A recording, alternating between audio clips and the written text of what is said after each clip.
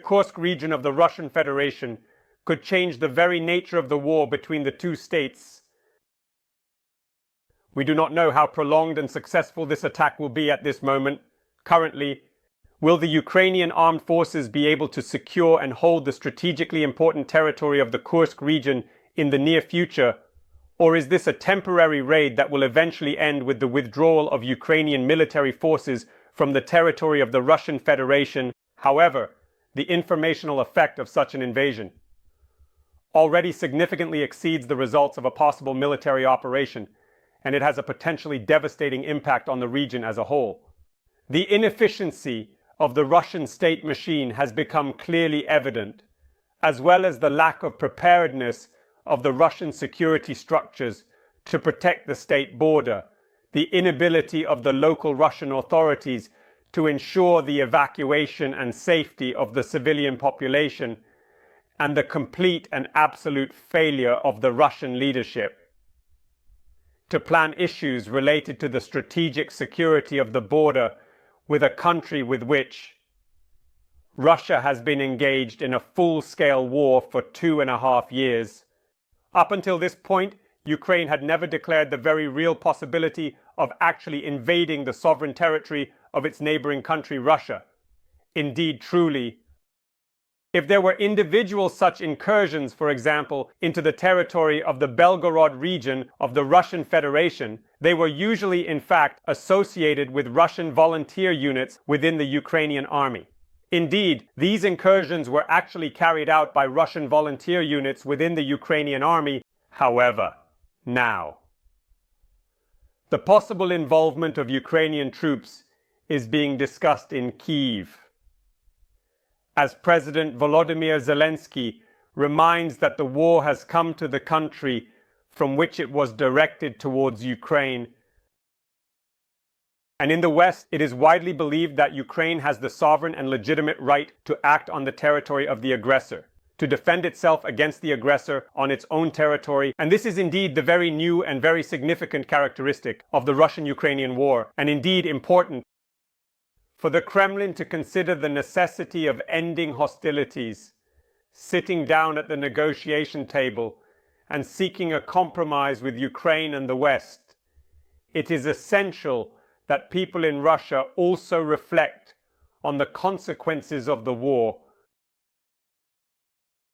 Until recently, it could be said that Russia itself, in fact, indeed, lived as if outside the war initiated by its political leadership.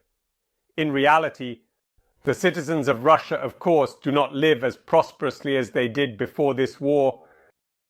However, they enjoy peace and tranquility, while their Ukrainian neighbors have been living under bombardment for 2.5 years, and a significant portion of the male population is on the front line. At the same time, another wave of mass mobilization efforts is currently ongoing and continues. In Russia, the war can indeed be clearly perceived, as it is portrayed by Putin's propaganda, as a special operation on the territory of a neighboring state, which is often depicted not as a state, but as some kind of separatist regime that must be destroyed. Indeed, in fact, it was possible to perceive the war this way. But the events in the Kursk region are changing the nature of this perception among the citizens of the Russian Federation, as well as among the political and military elites of Russia. The invasion of the Kursk region forces these people to ask themselves a rather important and significant question. If the prolonged war of attrition against Ukraine continues, does this actually mean that it will also indeed take place on the territory of the Russian Federation itself?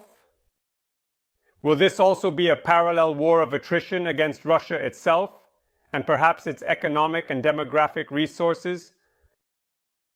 Moreover, on the territory of the European part of the country, which is significant for the majority of the population of the Russian Federation, and if we agree with the logic that the war will indeed take place simultaneously on the territory of both Russia and Ukraine, and that Ukraine will undoubtedly be assisted by Western countries in conducting such a war, does Russia have sufficient economic, social, and demographic resources to conduct such a war for an unlimited period of time? This is exactly the same logic as with Vladimir Putin's blitzkrieg. When Putin realized that he could not establish control over Ukraine in a few days, he reformatted his special military operation into a format of a multi-year war of attrition and destruction of the neighboring country. This is the format we have been in for the last 2.5 years. However, the operation in the Kursk region sets a new format. The ongoing war of attrition for Ukraine and the ongoing war of attrition for Russia, military actions on the territory of Ukraine and military actions on the territory of Russia, significant and substantial losses for the Ukrainian state and substantial losses for the Russian state. The war is still not symmetrical, but it already appears to be quite similar in nature on the territories of the two hostile states. In many ways, at the same time, the degree of hatred indeed increases significantly with each year, month, and day. And this is dangerous for the Russian political leadership. If just recently, seemingly yesterday, the key to ending the war was in the pocket of Vladimir Putin, today it may turn out that, in a surprising turn of events, the Russian president himself has unexpectedly become a hostage to the invasion of Ukrainian troops into his own country due to the ongoing conflict. Thus, in order to end the war, cease hostilities, and gain any opportunity for regrouping forces and reformatting international politics, Vladimir Putin also needs fairly quick and effective solutions in order to effectively and efficiently achieve his goals, therefore, essentially, the invasion of the Kursk region. Essentially raises a question for the president of Russia himself. Does he still really want to be the person who is capable of stopping this war? Or, like other government officials and politicians indeed, he will become a hostage to the constant escalation of the situation in the war between Russia and Ukraine, an escalation in which he will no longer set the tone, nor will he hold the main tool for increasing or decreasing such escalation. And that is why real opportunities for dialogue arise. If not between Moscow and Kyiv, then between Moscow and the West.